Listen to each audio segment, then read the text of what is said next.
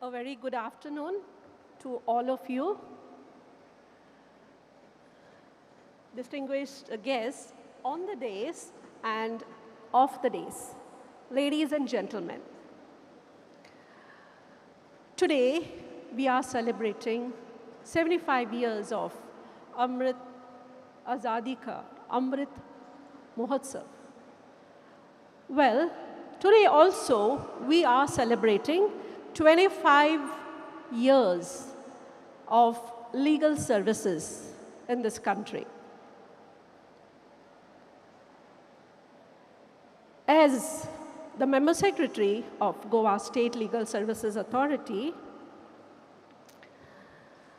I need to tell you, especially तुमकां सगल्यांक, जे बायलां आज हांगा आयल्यात तांकां, की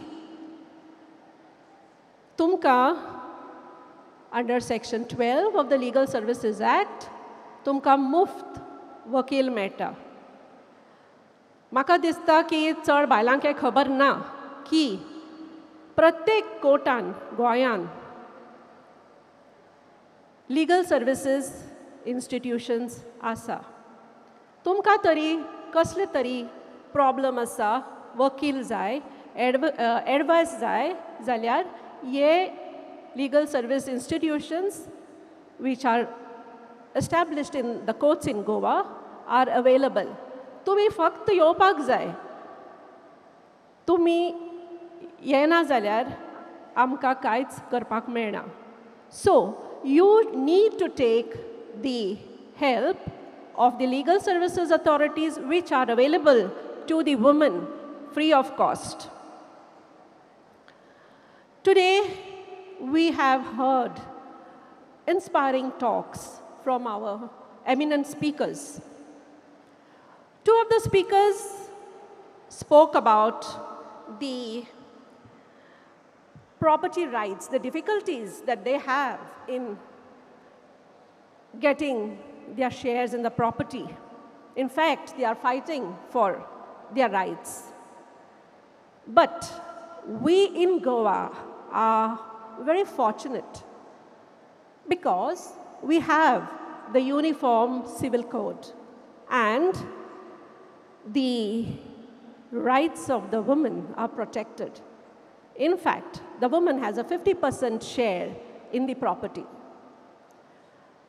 This is because of the Uniform Civil Code. Goa is the only state to have the Uniform Civil Code. So, the women in Goa are more fortunate. Now, to come to the topic, that is opportunities for women and their role in nation building.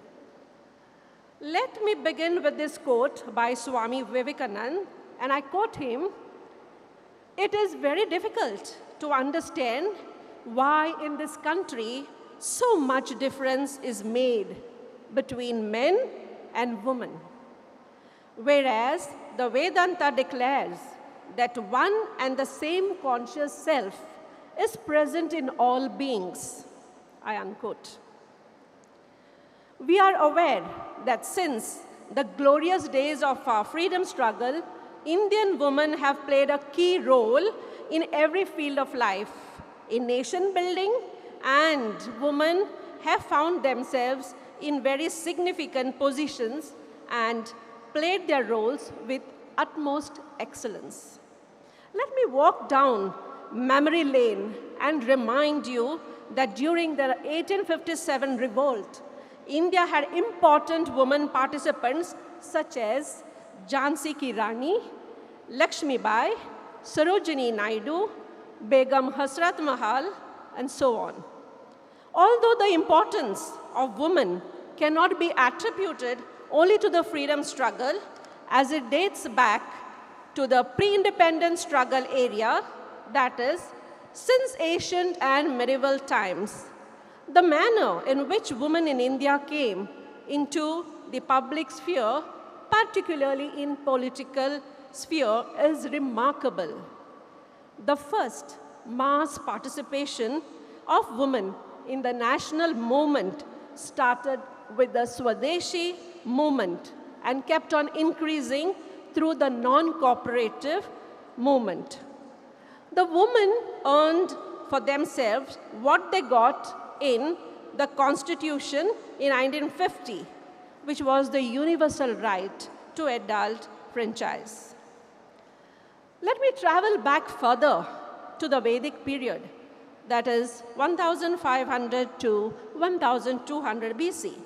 Now, this era is the golden era for women. They had intellectual and spiritual equality. If we go back in history, the ancient India, that is 7000 to 25 BC, the women were given equal status and were highly respected. The medieval period, from 100 to 1300 AD, low status and more suffering. Then the modern period, that is 1480 onwards, equal rights, but not often implemented. A patriarchal mindset is still evident in our society. Now, in 1917, an Irish woman, Annie Besant, became the president of the Indian National Congress. And in 1925, Sarojini Naidu became the first Indian woman who assumed the role of the president of the Indian National Congress. Moving ahead with the post-independence era, India managed to elect its first woman prime minister, Shrimati Indira Gandhi, even when the Western world did not even think of women leaders at that time. So, you see, it is not that women had no opportunities. Those were empowered women who had the confidence and, yes, the support of the families. But still, women need to empower themselves and grab opportunities. If you see India, the poor record on women's representation is starkly revealed by the World Economic Forum's Global Gender Gap Index. So one of the speakers has already touched upon it, where it has slipped to 28 places, ranking 140 among 156 countries. India is the third worst performer in South Asia, only ahead of Pakistan and Afghanistan, but behind Bangladesh, Nepal, Sri Lanka, Maldives, and Bhutan.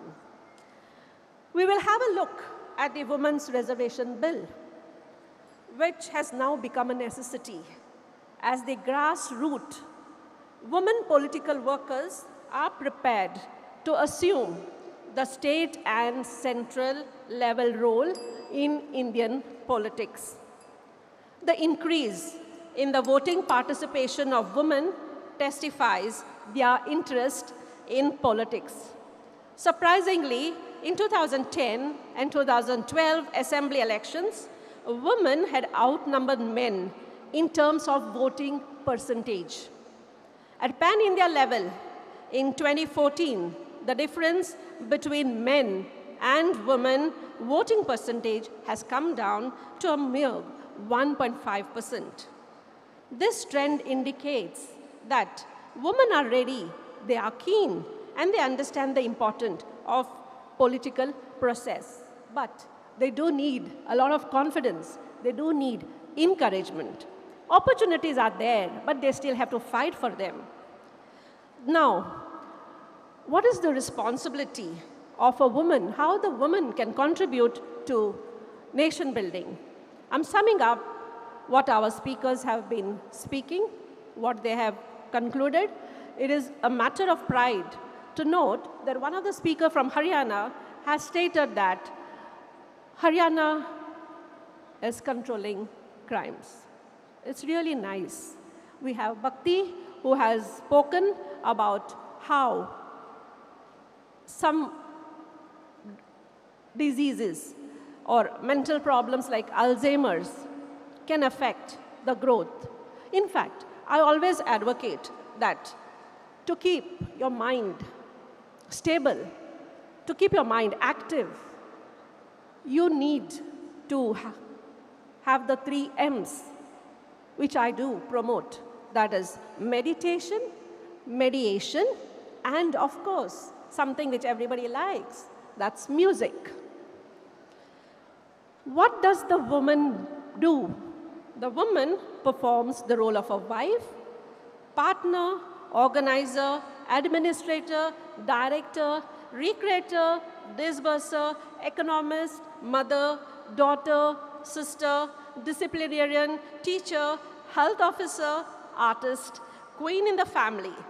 At the same time, the woman also plays a key role in socio-economic development of the society. So, women need to be empowered as well.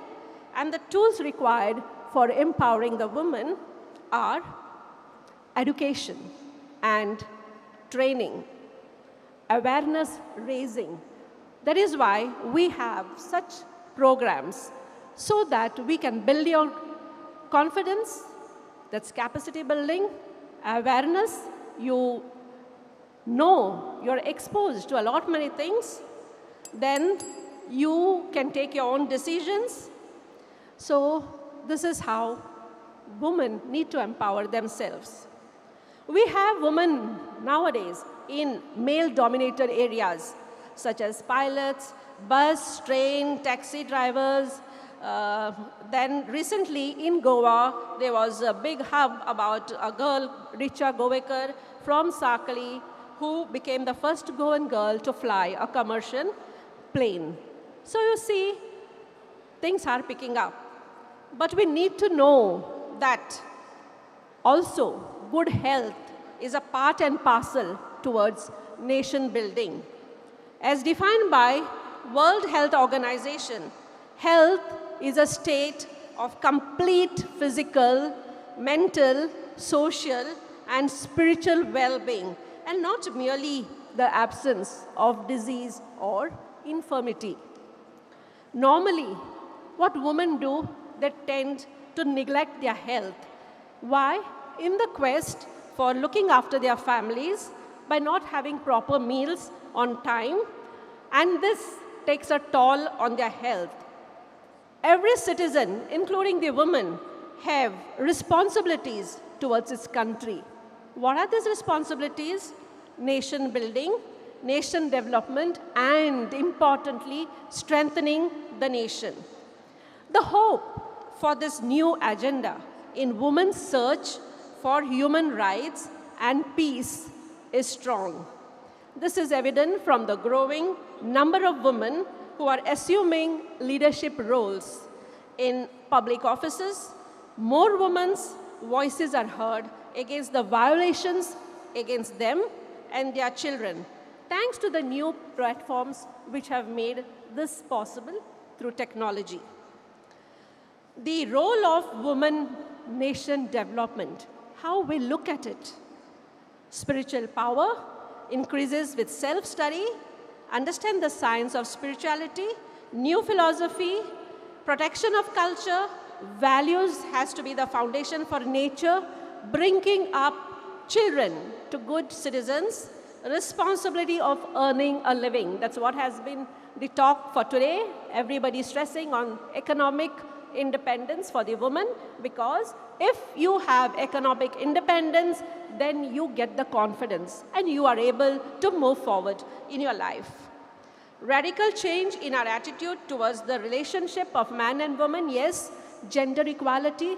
We heard Mrs. Bhattacharya speak on that, and she has given us very good examples of the State Bank of India. So we need to understand that to empower the women, they also need to come forward.